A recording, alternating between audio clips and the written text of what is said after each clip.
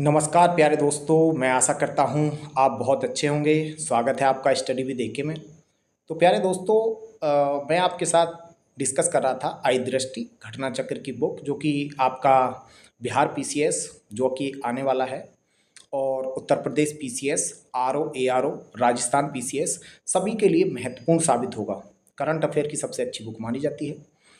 तो उसमें हमने सूक्ष्म दृष्टि, जो इस बुक के अंदर सूक्ष्म दृष्टि है, यानी कि एक बार जो इम्पोर्टेंट पॉइंट्स है पूरी बुक के वो उनको दिया हुआ है, तो उसी को हम देख रहे थे क्योंकि यहाँ से लगभग क्वेश्चन आते हैं। तो पहले हमने देखा था राष्ट्रीय घटनाक्रम, और इसमें हम देखने वाले हैं अंतर्राष्ट्रीय घटनाक्रम। तो प्यारे दोस्तों, इसी क्रम में ये हमारा सेकंड वीडियो होगा। तो यहाँ पर देख सकते हैं, आपका पहला हमारा क्वेश्चन है वर्ष 2024 के कॉप 29। कॉप का मतलब होता है कॉन्फ्रेंस ऑफ पार्टीज, ठीक है। कॉप संयुक्त राष्ट्र जलवायु परिवर्तन सम्मेलन, यानी कि इसका 29वां कॉप था। कॉप मतलब सम्मेलन था, और इसको आप कह सकते हैं UNFCCC। इसका फुल फॉर्म क्या है? UNFCCC, United nation framework convention on climate change. Full form कई बार पूछी जा सकती है। तो इसका मेजबानी किस देश ने किया या करेगा? तो आप देख सकते हैं ये नवंबर में होने वाला है, तो इसकी मेजबानी जो करने वाला है वो अजरबैजान करने वाला है। मैंने आपको बताया था कि आप कॉपी किताब लेकर बैठे, यानी कॉपी और पेन लेकर बैठे, जो भी महत्वपूर्ण पॉइंट्स हैं उनको आप नोट कर सकते हैं शॉर्ट में। जैसे UNFCCC, तो आगे लिखना है मेजबानी, बस आगे लिखना है अजरबैजान और कुछ नहीं, ताकि आपको याद रहे कि अजरबैजान करने वाला है। दूसरा पॉइंट देखेंगे, नवंबर 2024 में आयोजित होने वाले यूरोपियन हाइड्रोजन सप्ताह के लिए किसे विशेष भागीदार एक्सक्लूसिव पार्टनर घोषित किया गया है? तो प्यारे दोस्तों, ये यूरोपियन हाइड्रोजन सप्ताह आपको याद रखना है कब होता है, तो सितंबर में, ठीक है। और आप देखेंगे कि जो एक्सक्लूसिव पार्टनर घोषित किया गया है ये भारत को किया गया है। ये दोनों ही क्वेश्चन आपके लिए बड़े ही महत्वपूर्ण है, तो दोनों क्वेश्चनों को याद रखेंगे प्यारे दोस्तों। हम आगे चलते हैं। तीसरा क्वेश्चन है श्रीलंका से। श्रीलंका के नए राष्ट्रपति के रूप में किसने शपथ ली है? तो ये है हरीनी, ठीक है, अमरसूरिया। हरीनी अमरसूरिया प्यारे दोस्तों प्रधानमंत्री हैं। तो आप देखेंगे कि वहाँ पर प्रेसिडेंशियल सिस्टम ऑफ गवर्नमेंट है। भारत में संसदीय शासन व्यवस्था है, तो हमारे यहाँ पर महत्वपूर्ण जो पद होता है वो प्रधानमंत्री का होता है। जबकि श्रीलंका हो गया आपका, अमेरिका, श्रीलंका हो गया, अमेरिका हो गया, चाइना हो गया, रसिया, यहाँ पर क्या है राष्ट्रपतीय व्यवस्था, जिसको हम अध्यक्षात्मक व्यवस्था भी बोलते हैं। तो वहाँ पर राष्ट्रपति का पद जो होता है वो ज़्यादा महत्वपूर्ण होता है।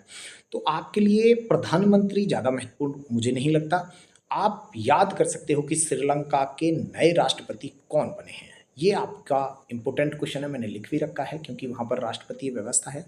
तो दोस्तों, अनुराग दिसानायके, अनुराग दिसानायके वहाँ के नए राष्ट्रपति बने हैं। इसको नोट कर लेना, महत्वपूर्ण प्रश्न है। आगे देखते हैं, अमरीकी यात्रा के दौरान प्रधानमंत्री नरेंद्र मोदी ने कहां पर 2 नए भारतीय दूतावासों की स्थापना किए जाने की घोषणा की है? अमेरिका गए थे प्रधानमंत्री जी, और उन्होंने कहां पर 2 नए दूतावास खोलने की घोषणा की है? तो एक तो है जगह बोस्टन और दूसरा है लॉस एंजल्स। तो याद रखना है, अमेरिका में एक बोस्टन जगह है, ये भी महत्वपूर्ण प्रश्न है। बोस्टन और लॉस एंजल्स में 2 नए दूतावास इस्टेब्लिश किए जाएंगे। दूतावास मतलब आप एम्बेसीज कह सकते हो, ठीक है। उसके बाद अगला देखेंगे, त्रिवल्लुर चेयर ऑफ तमिल स्टडीज की स्थापना कहाँ पर हुई है? तो ये बड़ा महत्वपूर्ण प्रश्न है प्यारे दोस्तों, ठीक है। त्रिवल्लुर चेयर ऑफ तमिल स्टडीज जो है वो ह्यूस्टन विश्वविद्यालय, इसमें इस चेयर को इस्टेब्लिश किया गया है। याद रखना है, महत्वपूर्ण है। अंतर्राष्ट्रीय घटनाक्रम देख रहे हैं हम। इसी प्रकार आप इस तरफ देख लेंगे।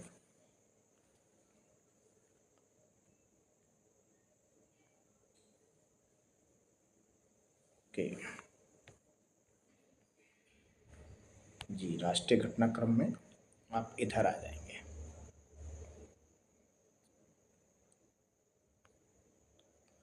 अगला देखेंगे, भारत किस देश के सहयोग से अपना पहला राष्ट्रीय सुरक्षा सेमीकंडक्टर फैब्रिकेशन प्लांट इस्टेब्लिश कर रहा है? तो ये भी बड़ा महत्वपूर्ण प्रश्न हो जाता है आपके लिए कि भारत किसके सहयोग से अपना पहला राष्ट्रीय सुरक्षा सेमीकंडक्टर फैब्रिकेशन प्लांट कहाँ इस्टेब्लिश, यानी किसकी सहायता से इस्टेब्लिश कर रहा? तो अमेरिका की सहायता से इस्टेब्लिश कर रहा। इस प्लांट द्वारा उत्पादित चिप का प्रयोग कहाँ पर किया जाएगा, बड़ा ही महत्वपूर्ण है कि इस प्लांट के अंदर किस चीज़ का उत्पादन किया जाएगा।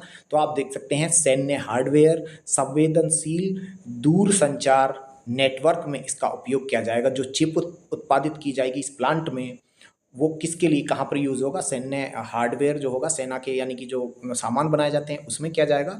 और आप देख सकते हैं जो सैटेलाइट वगैरह है, दूरसंचार नेटवर्क, उसमें भी इसका यूज़ किया जाएगा।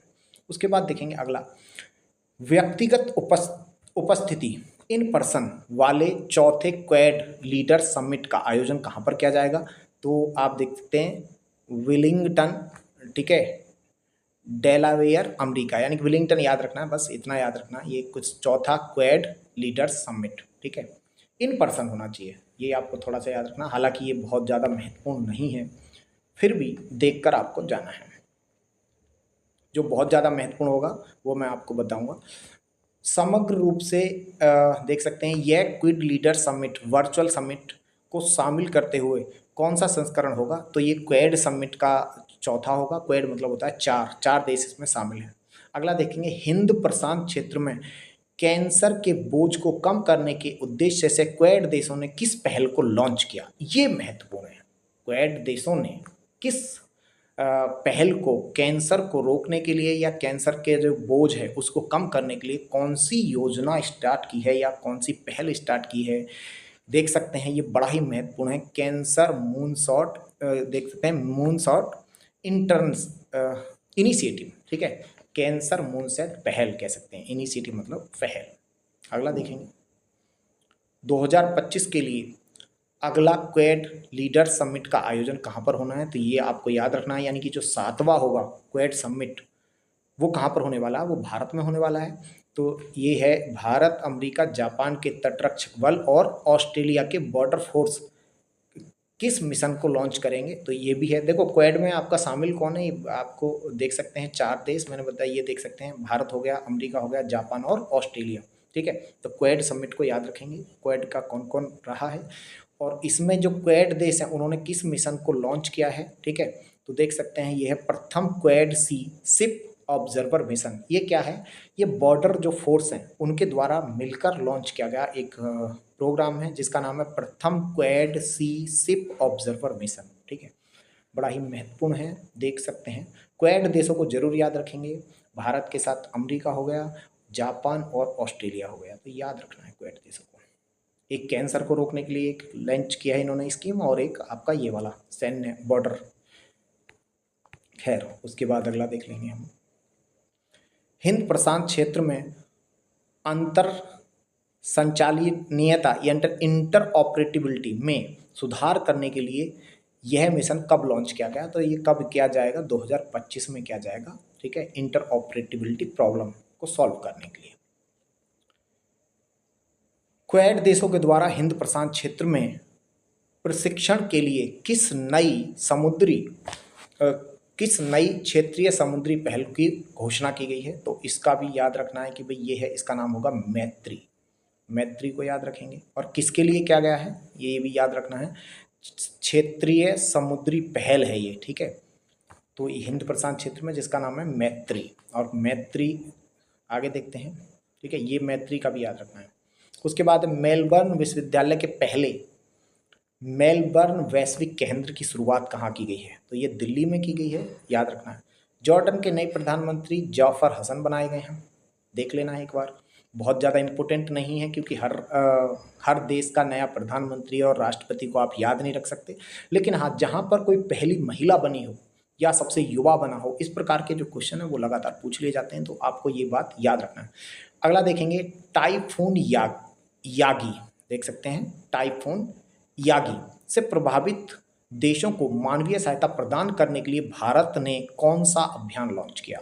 तो पहली बात तो ये याद रखना है कि टाइफून यानी, ठीक है, जो भी इस चक्रवात या फिर आप कह सकते हैं इससे जो टाइफून था, ठीक है, इस चक्रवात से जो प्रभावित देश थे वहाँ पर सहायता पहुँचाया भारत ने, किस ऑपरेशन के तहत। तो प्यारे दोस्तों ऑपरेशन सद्भावना, ठीक है, सद्भाव, ये याद रखना है, महत्वपूर्ण है, ठीक है। ऑफ टाइफून, यानी टाइफून एक प्रकार का चक्रवात है, ठीक है, और वहाँ पर जो लोग प्रभावित हुए उनको सहायता पहुंचाने के लिए ऑपरेशन सद्भाव भारत सरकार ने चलाया है, याद रखना। अगला देखेंगे, एक पूर्ण सदस्य अर्थात होता है फुल मेंबर के रूप में अंतरराष्ट्रीय सौर गठबंधन में शामिल होने वाला 101वां देश कौन बना है सितंबर 2024 में। ये क्वेश्चन आपके लिए वेरी वेरी इंपॉर्टेंट है प्यारे दोस्तों।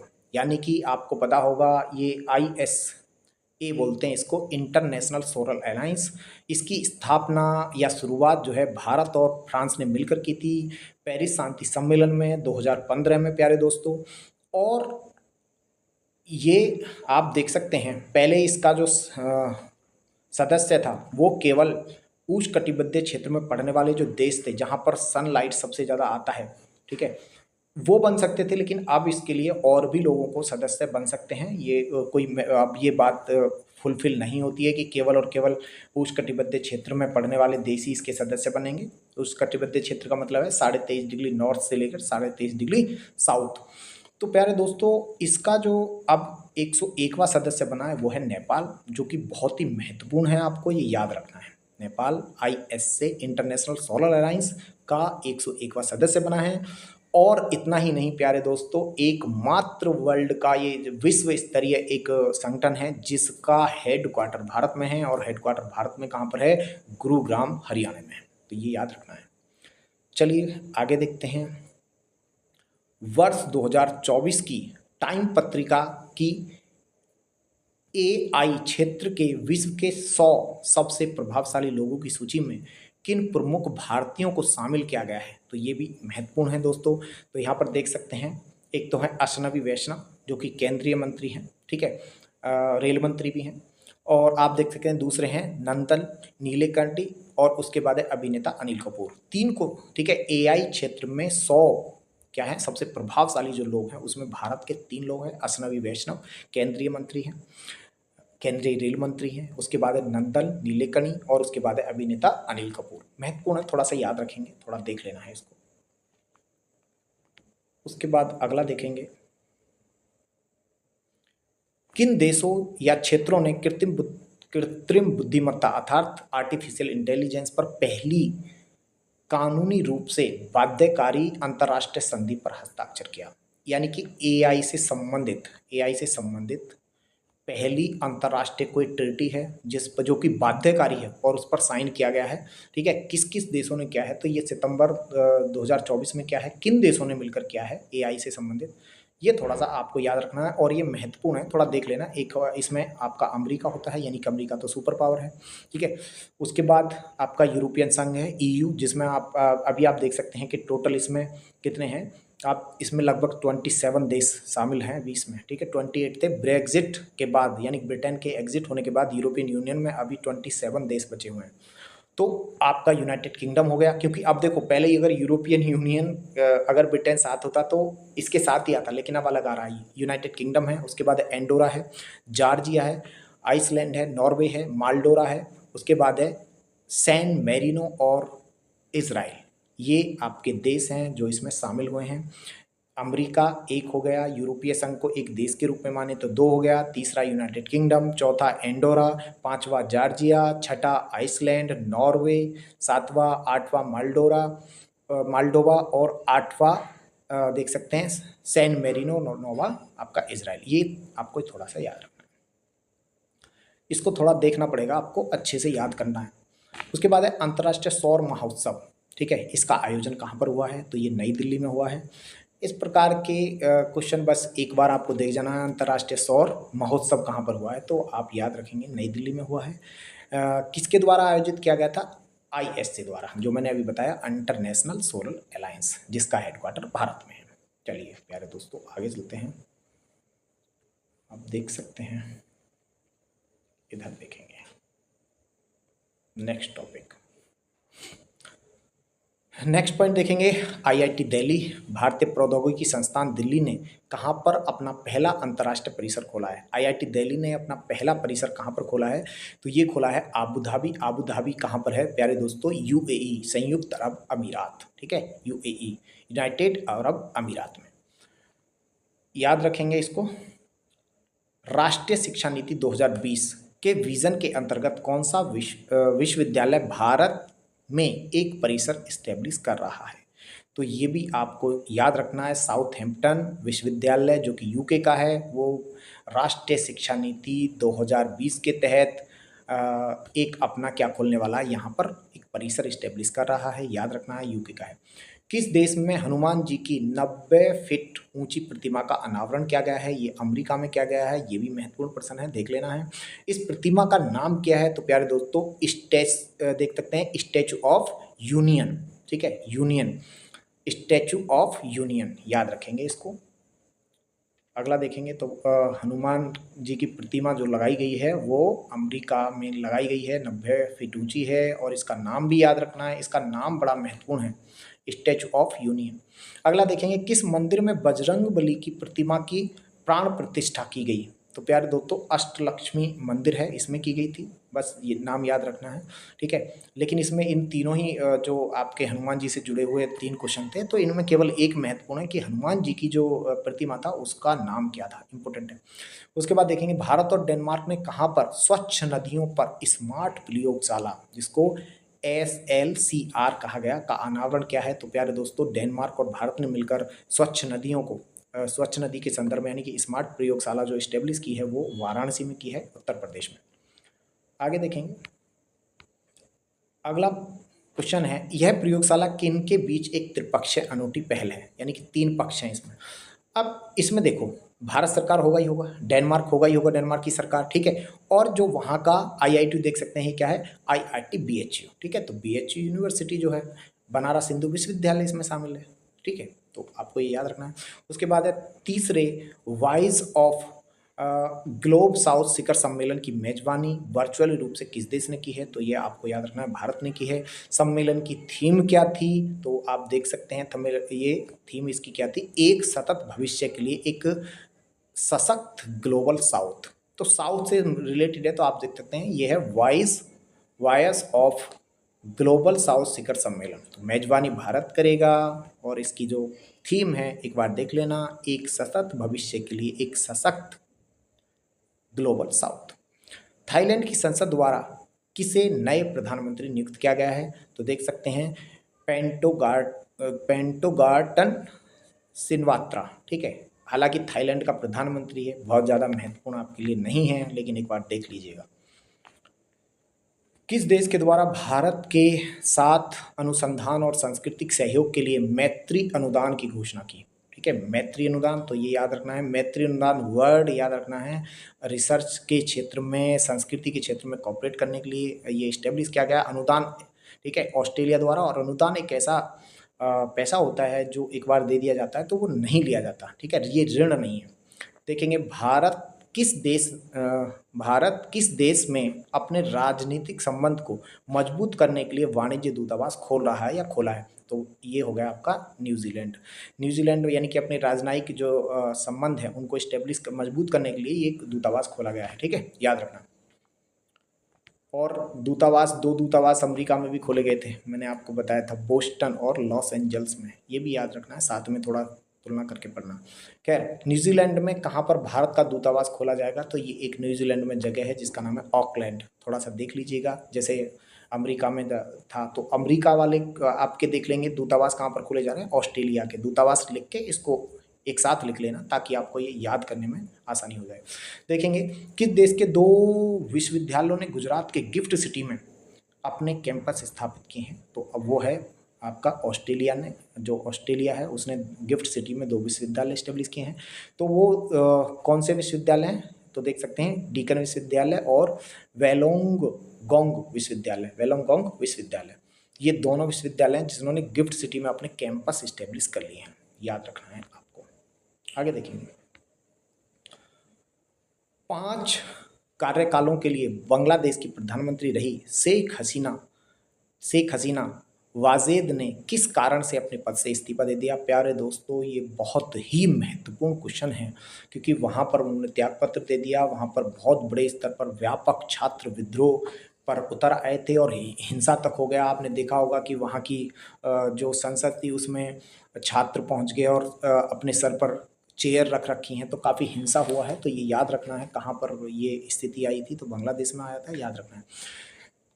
संयुक्त राष्ट्र कमान में शामिल होने वाला 18वां देश बन गया है जर्मनी। तो याद रखना है भाई, संयुक्त राष्ट्र कमान में शामिल होने वाला 18वां देश कौन सा है? जर्मनी।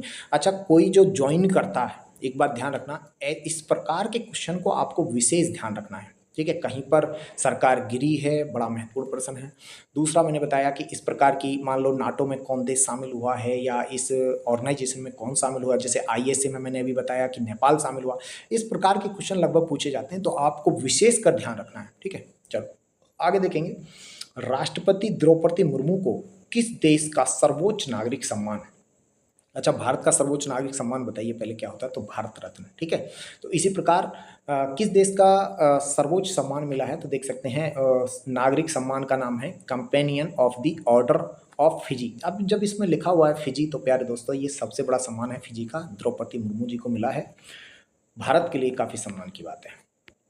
उसके बाद हम अगला पॉइंट देखेंगे। यूनेस्को। यूनेस्को की विश्व विरासत समिति की 46वां सत्र कहाँ पर आयोजित किया गया? ये बहुत ही महत्वपूर्ण क्वेश्चन है प्यारे दोस्तों। यहाँ से क्वेश्चन आने के पूरे चांस हैं। इसको बार बार अच्छे से देख जाना। पहली बात तो ये है कि यूनेस्को विश्व विरासत की कौन से नंबर की ये मीटिंग था, कौन सा नंबर का ये सत्र था, 46वां सत्र था। ये कहाँ पर आयोजित हुआ प्यारे दोस्तों? दिल्ली में हुआ, भारत में। और आप देख सकते हैं यूनेस्को की विश्व विरासत सूची में शामिल होने वाला भारत का 43वां स्थान कौन सा है, और वो कब शामिल हुआ है? जुलाई में हुआ है, जुलाई 2024 में हुआ है। तो देख सकते हैं मोई दस्म, ठीक है, मोई दम्स, ठीक है।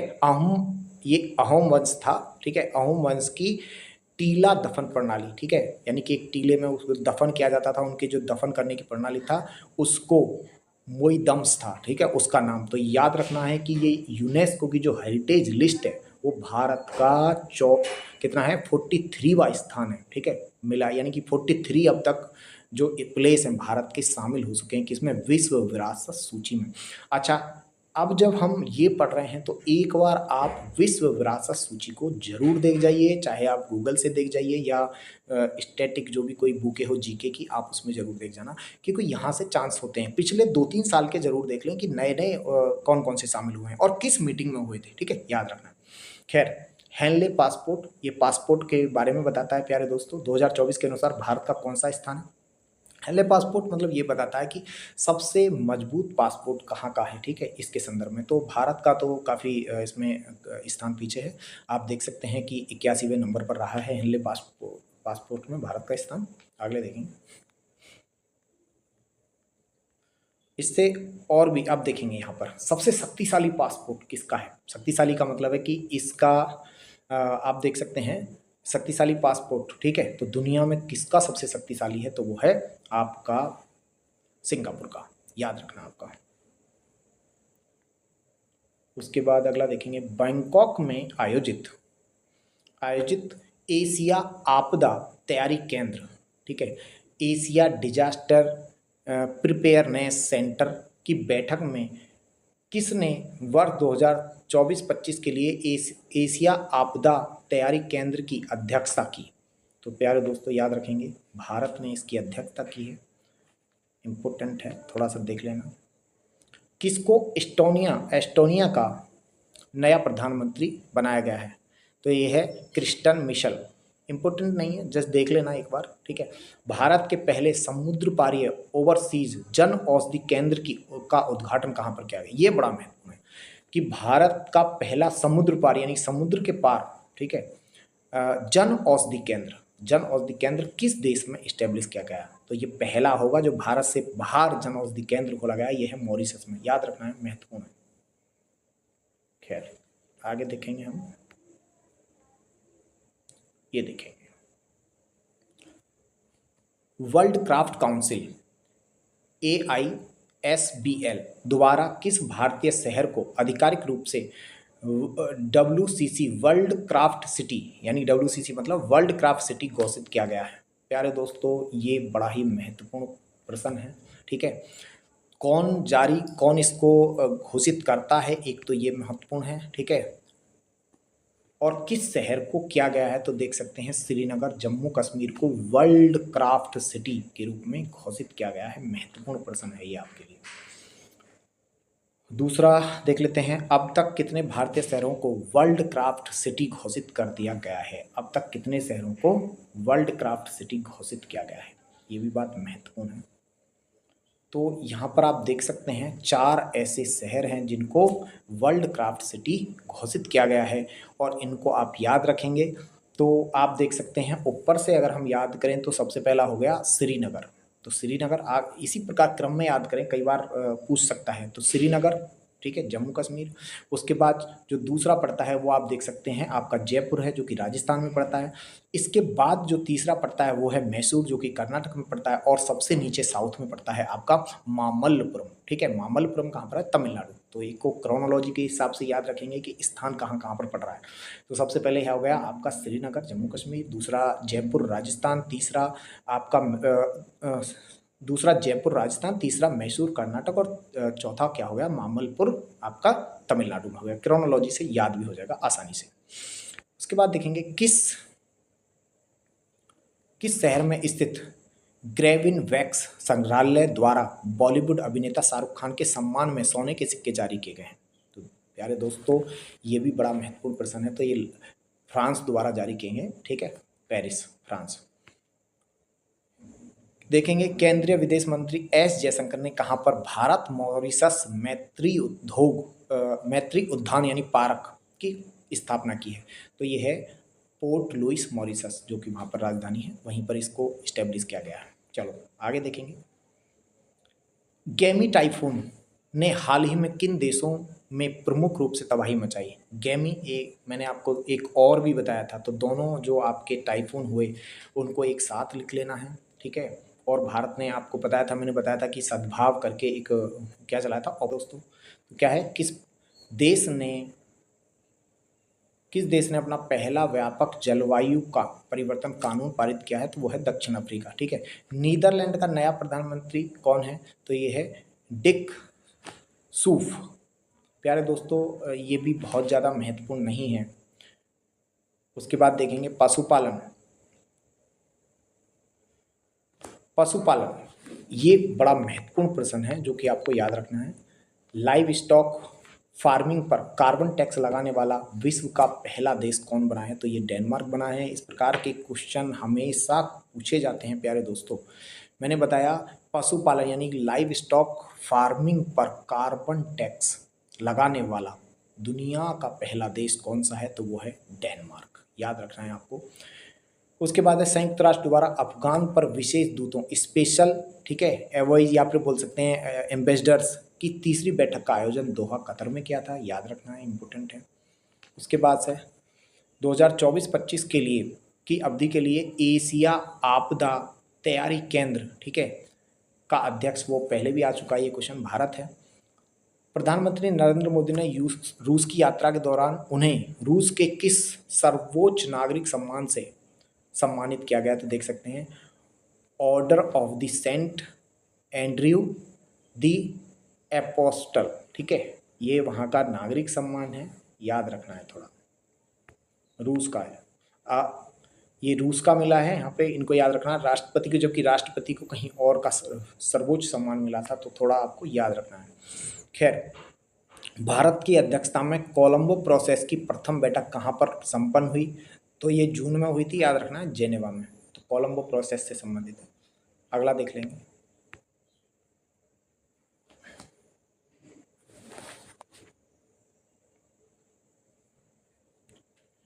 आप देखिए, जो मैं भी आपको थोड़ा सा बता रहा था, NATO, North Atlantic Treaty Organisation, ठीक है, नाटो का महासचिव किसे नियुक्त करने का निर्णय लिया गया है, तो ये है मार्क रूट, नीदरलैंड के क्या हैं, प्रधानमंत्री थे, ठीक है। इनको क्या बनाया गया है, नॉर्थ अटलांटिक ट्रीटी ऑर्गेनाइजेशन का महासचिव नियुक्त किया गया है, इंपोर्टेंट है, थोड़ा देख लेना, ठीक है।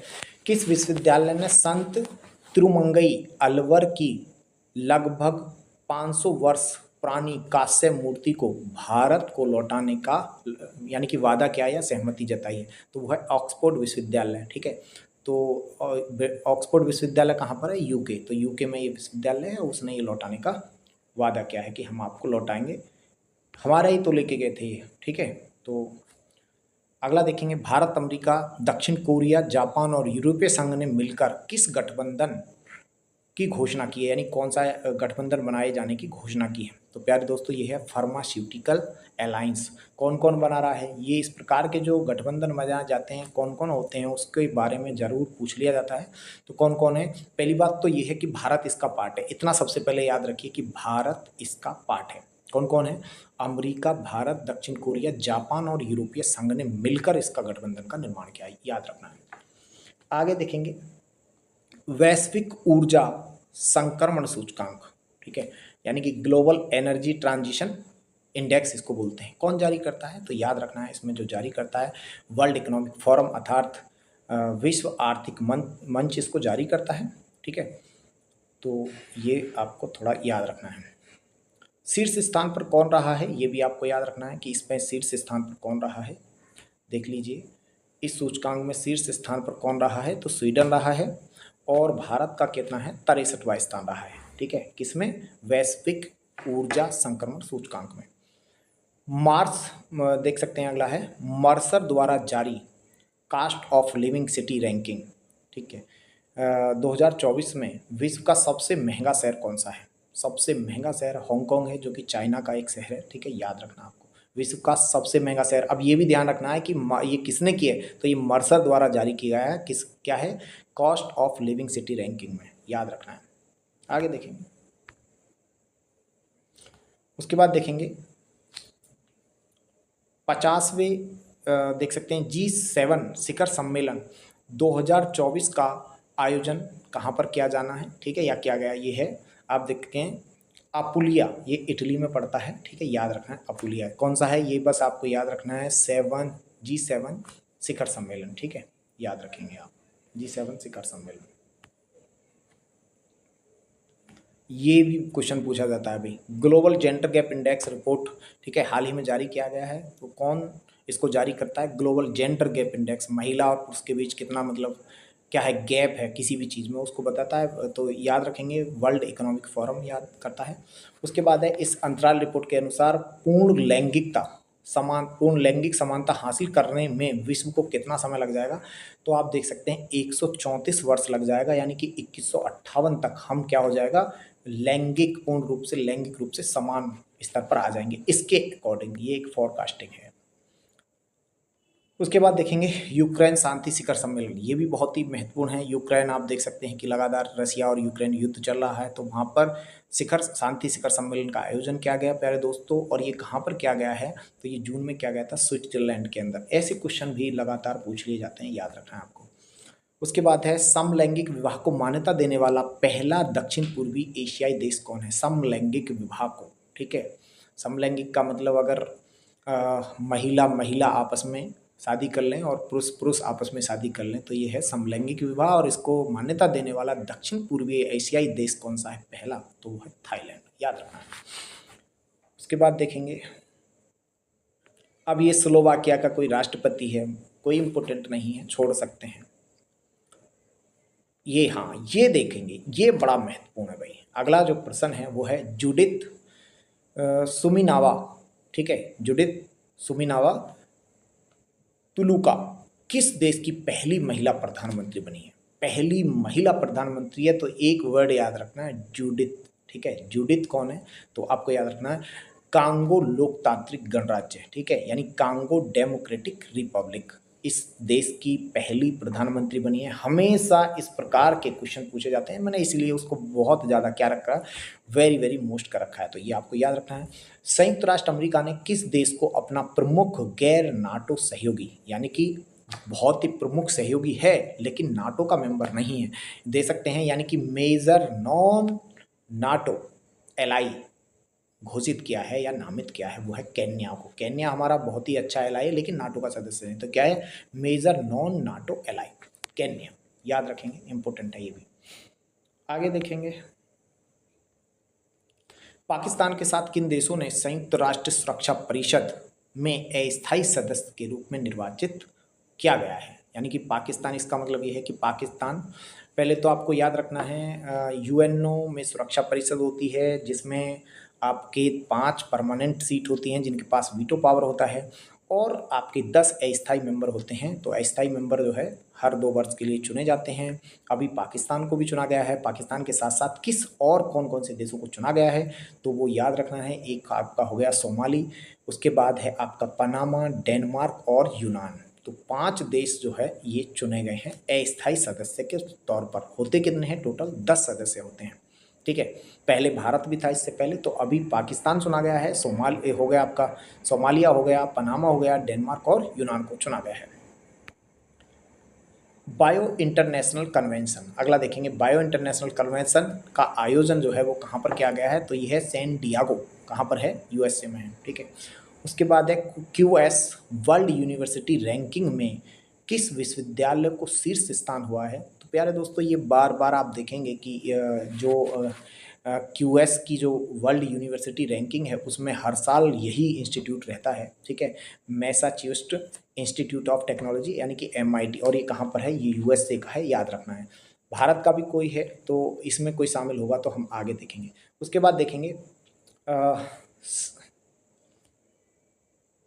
सांग्रीला संवाद, 21वां संस्करण था इसका। ये कहाँ पर हुआ है? तो सांग्रीला, ये ध्यान रखना है। सांग्रीला याद रखना है, बस सिंगापुर से संबंधित है। उसके बाद इधर आएंगे, यहां से देखेंगे, स्टार्ट करते हैं। तो देखेंगे 77वीं विश्व स्वास्थ्य सभा यानी कि वर्ल्ड हेल्थ असेंबली का आयोजन कहाँ पर किया गया है तो ये आपका जेनेवा यानी स्विट्जरलैंड में किया गया है। और जेनेवा में आप ये भी याद रखेंगे, मैंने अभी आपको बताया था स्विट्जरलैंड में, कि भाई वहाँ पर यूक्रेन से संबंधित शांति सम्मेलन का आयोजन किया गया था। महत्वपूर्ण है तो याद रखना है। देखेंगे रूस से लगती अपनी सीमाओं पर कितने नाटो देशों ने ड्रोन वॉल बनाने की अपनी योजना की घोषणा की है, ठीक है।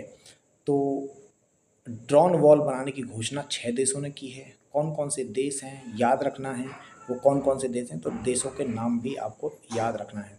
कौन कौन सा है? लिथुआनिया है, ठीक है, लाटविया है, एस्टोनिया है, पोलैंड है, फिनलैंड है और नॉर्वे है, ठीक है।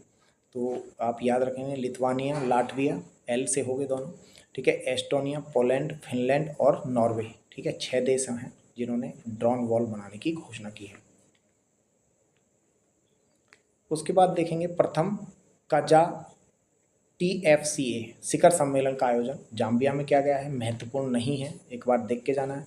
पहला अंतर्राष्ट्रीय आलू दिवस, ये आपके लिए थोड़ा सा इम्पोर्टेंट हो सकता है, ठीक है, क्योंकि पहला है तो ये 30 मई को मनाया गया, पहला 2024 में। किसके द्वारा अंतर्राष्ट्रीय आलू दिवस मनाए जाने की घोषणा की है तो प्यारे दोस्तों UNO का ही एक ऑर्गेनाइजेशन है जिसका नाम है, आप कह सकते हैं FAO, ठीक है,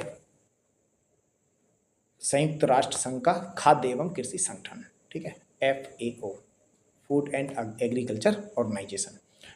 टाइम के 100 सबसे प्रभावशाली कंपनियों में आप देख सकते हैं नामक सूची में भारत की कितनी कंपनियां शामिल थी तो 3 कंपनियां शामिल थी, और सबसे पावरफुल जो थी वो थी टाटा इंडस्ट्रीज़, उसके बाद टाटा ग्रुप, ठीक है, और तीसरा था सीरम इंस्टीट्यूट ऑफ इंडिया। ये 3 थे किसमें? टाइम्स की सबसे प्रभावशाली जो कंपनियां थी उनमें 3 शामिल थी, ठीक है। टाटा आपका पहला तो रिलायंस इंडस्ट्रीज हो गया, टाटा ग्रुप हो गया, और उसके बाद है सीरम इंस्टीट्यूट ऑफ इंडिया। उसके बाद देखेंगे हार्वर्ड विश्वविद्यालय के साथ ऑनलाइन MBA प्रोग्राम शुरू करने वाला भारत का पहला विश्वविद्यालय कौन सा बना है तो ये भी आपको याद रखना है। हार्वर्ड यूनिवर्सिटी के साथ किसने MBA स्टार्ट किया है ऑनलाइन तो वो है चंडीगढ़ यूनिवर्सिटी, चंडीगढ़ विश्वविद्यालय एंड चंडीगढ़ यूनिवर्सिटी। उसके बाद देखेंगे हुरून इंडिया आर्ट लिस्ट में शीर्ष स्थान किसके द्वारा प्राप्त किया गया? भारतीय मूल के, ठीक है, अनीस कपूर। इम्पोर्टेंट नहीं है, ठीक है, ज़्यादा बड़ा इम्पोर्टेंट नहीं है, इसलिए बस एक बार देख जाना है। उसके बाद है पर्यावरण प्रदर्शन सूचकांक, ये इम्पोर्टेंट है। एनवायरमेंट परफॉर्मेंस इंडेक्स 2024 में भारत का कौन सा स्थान है? इम्पोर्टेंट है, ध्यान रखेंगे कि वो 176वां स्थान है। किस देश में विदेश मंत्रालय के लिए AI संचालित डिजिटल प्रवक्ता, ठीक है, विक्टोरिया सी का अनुकरण किया है तो ये याद रखेंगे भाई, इंपॉर्टेंट है, ठीक है, वो है यूक्रेन, ठीक है। एआई संचालित डिजिटल प्रवक्ता है। ये प्रवक्ता अभी एक क्या है, आपका कहीं पर भी जाके क्या करेगा, ये भाषण देगा, ठीक है। तो ये क्या है, एआई आधारित है, जिसका नाम है विक्टोरिया सी। विक्टोरिया सी को आपको याद रखना है थोड़ा सा। किस देश के नए प्रधानमंत्री के रूप में लाई चीते ने शपथ ली है ताइवान, ठीक है। इस प्रकार का नाम है तो आप खुद ही देख सकते हैं कि ये ताइवान या चीन से रिलेटेड है, तो ये याद थोड़ा सा देख लेना। उसके बाद देखेंगे अगला, हिदाया चक्रवात मुख्य रूप से किस देश को प्रभावित किया है, तो ये तंजानिया को क्या है, हिदाया, ठीक है। अभी मैंने 3 चक्रवात बताए हैं, तो तीनों को एक साथ लिख लेना और याद कर लेना। उसके बाद है विश्व हाइड्रोजन शिखर सम्मेलन, ये कहाँ पर आयोजित किया जाना है, तो ये है रॉटरडैम नीदरलैंड में है, याद रखना है, महत्वपूर्ण है। उसके बाद है भारत और किस देश ने चाबहार में शाहिद बेहस्ती पोर्ट टर्मिनल के विकास के लिए दीर्घकालिक समझौता हस्ताक्षरित किया है। तो प्यारे दोस्तों, चाबहार जो बंदरगाह है वो कहाँ पर है, ईरान में है, तो ये याद रखेंगे, इंपॉर्टेंट है ये, ठीक है। शाहिद बेहस्ती पोर्ट टर्मिनल का विकास किया जाएगा वहाँ पर। किन भारतीय कृतियों को यूनेस्को के memory of the world regional register में शामिल किया गया है। भारत की कौन से ऐसे काव्य या ग्रंथ या फिर रचनाएं हैं जिनको यूनेस्को की memory of world religion register में शामिल किया गया, महत्वपूर्ण है। तो रामचरितमानस है, पंचतंत्र है, और एक है सहृदयलोक लोचन की हस्तलिपि। इन तीनों की हस्तलिपि जो हाथ से लिखी गई है, ठीक है, उसको किया गया। किस संस्थान ने यात्रा और पर्यटन विकास सूचकांक जारी किया है, तो देखो आप अभी देखना, ज़्यादातर इस प्रकार के जितने भी मैंने अभी आपको सूचकांक बताए हैं वो है वर्ल्ड इकोनॉमिक फोरम ही जारी कर रहा है, ठीक है। इस समग्र उसमें जो भारत को रैंकिंग मिली है वो कितना मिला है, 39 यानी 39वीं मिली है, ठीक है, याद रखना है। उसके बाद है संयुक्त राष्ट्र महासभा द्वारा 24 मई को किस दिवस के रूप में मनाया गया है, तो ये भी भाई 24 मई को, ये याद रखना है आपको, कौन सा दिवस मनाया गया है, तो ये है आपका अंतर्राष्ट्रीय मारखोर दिवस। इसको भी याद रखना है, 2 हो गए, एक आलू दिवस को भी याद रखना है और इसको भी रखना है। भारत ने किस अवधि के लिए कोलंबो प्रोसेस की अध्यक्षता, यानी कोलंबो प्रोसेस की अध्यक्षता भारत करेगा 2024 से लेकर 2026 के बीच। अगला देख लेते हैं। उसके बाद नेक्स्ट, चलिए इधर आते हैं। लिथुआनिया के नए राष्ट्रपति के रूप में आप देख सकते हैं पुनर्निर्वाचित हुए हैं ये दोबारा से, ठीक है। लिथुआनिया बहुत ज़्यादा इंपॉर्टेंट नहीं है, देख लेना कौन है, गीटानॉस, ठीक है। ये इम्पोर्टेंट नहीं है आपके लिए ज़्यादा, बट एक बार देख के जाना है, जस्ट ऐसे ही। मैक्सिको ने किस देश के साथ अपने कूटनीतिक संबंध समाप्त कर दिए हैं, तो ये आपके लिए महत्वपूर्ण है, थोड़ा सा देख सकते हैं। मैक्सिको ने आपका इक्वाडोर, जो कि इक्वेटर पर पड़ता है, इसके साथ संबंध समाप्त कर दिए हैं, राजनयिक संबंध। विश्व सैन्य व्यय प्रवृत्ति 2023 नामक रिपोर्ट, यानी कि दुनिया में कौन सेना पर, हथियारों पर कौन कितना ज़्यादा खर्च कर रहा है, इसके लिए निकलती है विश्व सैन्य व्यय प्रवृत्ति रिपोर्ट। तो प्यारे दोस्तों, इसमें शीर्ष कौन है, याद रखना है, बड़ा ही महत्वपूर्ण है। तो शीर्ष में आप देखेंगे तो पहले नंबर पर जो सेना और हथियारों पर जो खर्च करता है वो है आपका यूएसए, दूसरे पर चाइना है, और तीसरे नंबर पर आपका आता है रसिया, ठीक है। याद रखेंगे, ये बड़ा ही महत्वपूर्ण है, इसको इम्पोर्टेंट रखना, ठीक है। विश्व सैन्य प्रवृत्ति रिपोर्ट के अकॉर्डिंग शीर्ष जो सबसे ज़्यादा सेना पर खर्च करते हैं वो कौन है, तो पहले पर यूएसए, फिर चाइना है, और तीसरे पर आपका रसिया है, इम्पोर्टेंट है, देख लेना इसको।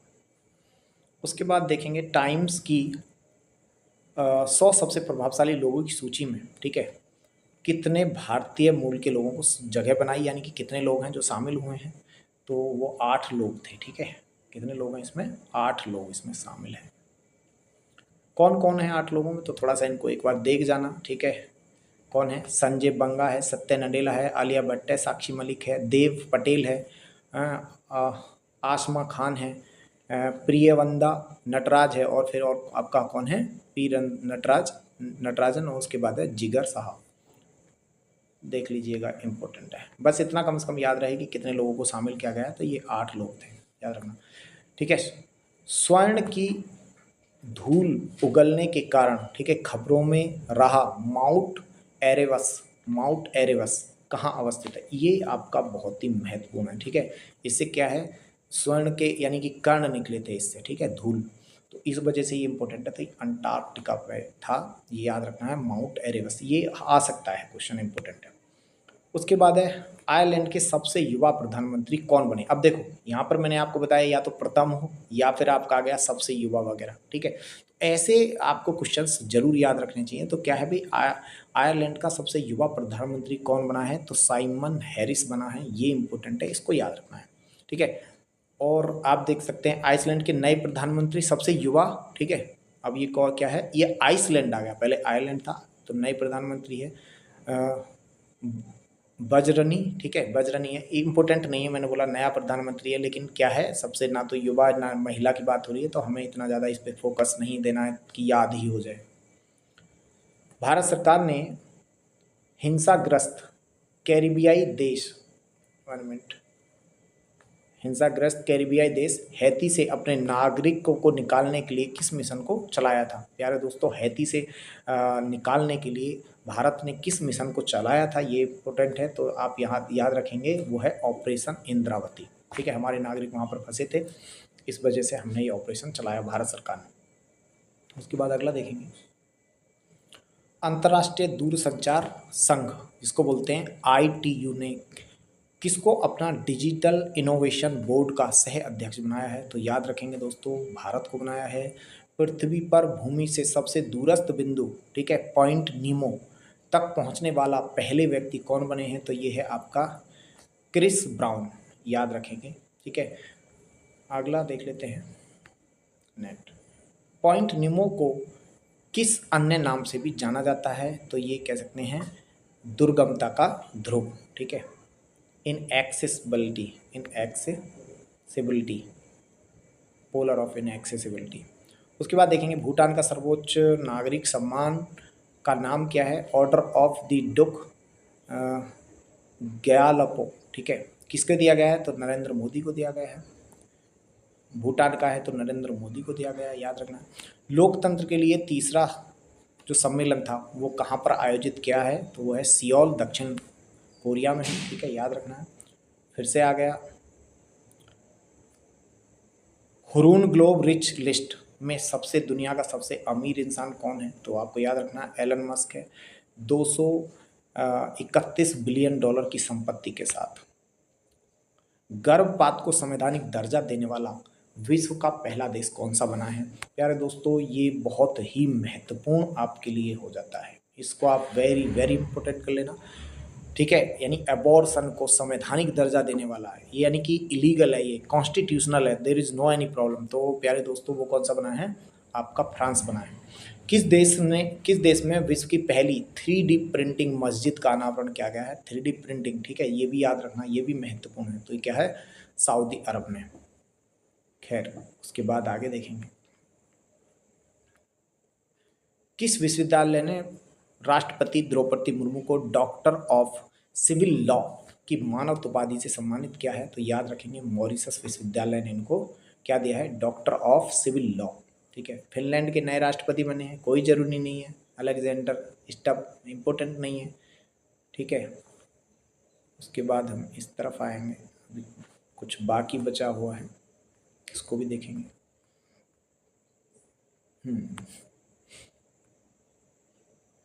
ओके, इधर देखेंगे यूरोप के वीज़ा मुक्त शेंगेन जोन में शामिल होने वाला अंतिम पश्चिमी बाल्कन राष्ट्र कौन सा बना है? तो ये ध्यान रखेंगे, कोसोवो बना है, ठीक है।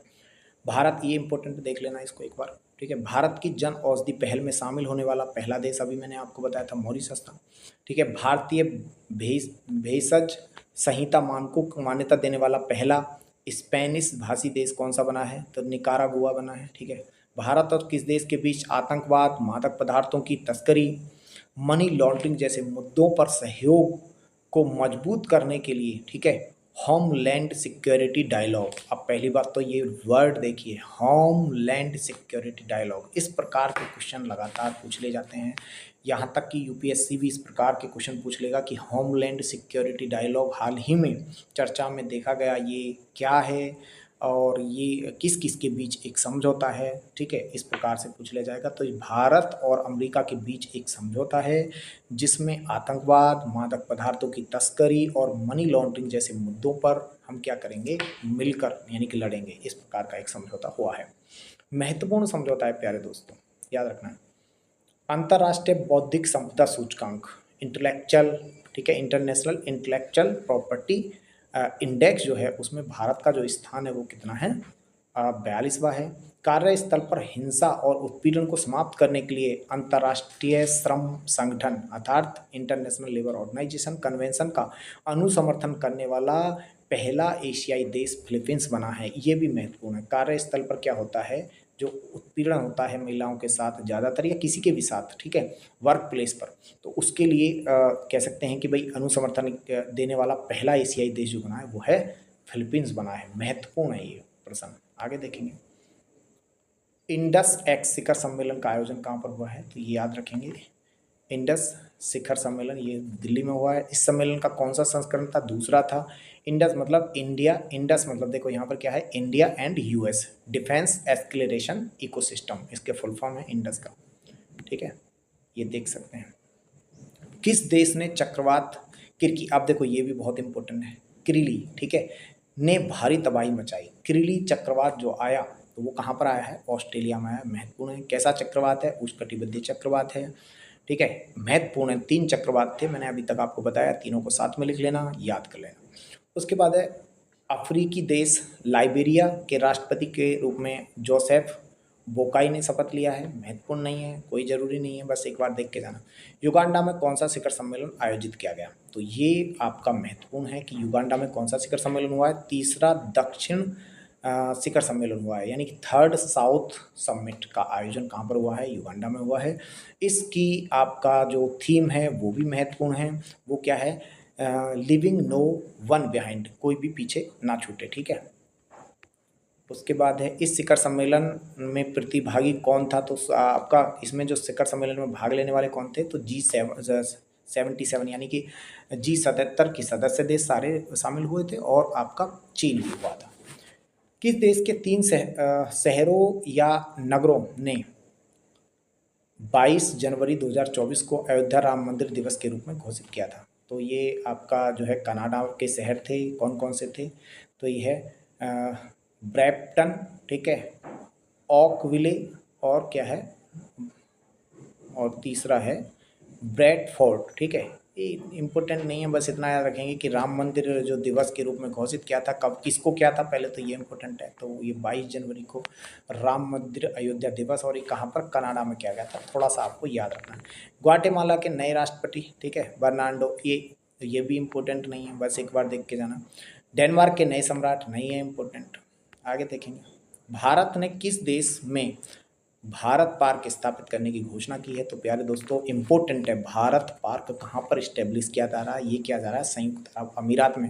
फ्रांस के सबसे कम उम्र के प्रधानमंत्री, ये इम्पोर्टेंट है आपके लिए, क्योंकि मैंने बताया था सबसे कम उम्र के सबसे युवा प्रधानमंत्री। इस प्रकार के क्वेश्चन लगातार पूछे जाते हैं।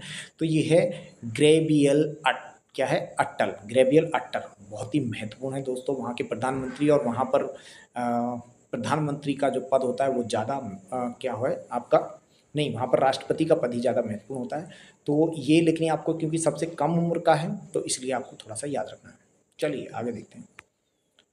किस देश ने भारत में हरित ईंधन पर गठबंधन करने की घोषणा की है, तो दोस्तों भारत के साथ यानी कि अलायंस ऑन ग्रीन फ्यूल, ठीक है, की घोषणा की है, वो है डेनमार्क। डेनमार्क ने हमारे साथ कई प्रकार के समझौते किए हैं, थोड़ा सा याद रखना है। खैर, इस प्रकार प्यारे दोस्तों हमने देखा, आप देख सकते हैं इसको, काफ़ी ये बहुत ही महत्वपूर्ण वीडियो है रहा है, जिसको आपको देखना चाहिए। यहाँ से क्वेश्चन आने के पूरे की पूरी संभावना है, ठीक है, तो आप इसको अच्छे से देख कर जाइए। अगर कोई डाउट है तो आप मुझे मैसेज कर सकते हैं, कमेंट कर सकते हैं। तो बहुत बहुत धन्यवाद मेरे प्यारे दोस्तों, मिलते हैं हम नेक्स्ट वीडियो में। अगर वीडियो अच्छा लगे तो इसको लाइक करिए, सब्सक्राइब करिए और अपने दोस्तों के साथ शेयर करिए। बहुत बहुत धन्यवाद। मिलते हैं नेक्स्ट वीडियो में।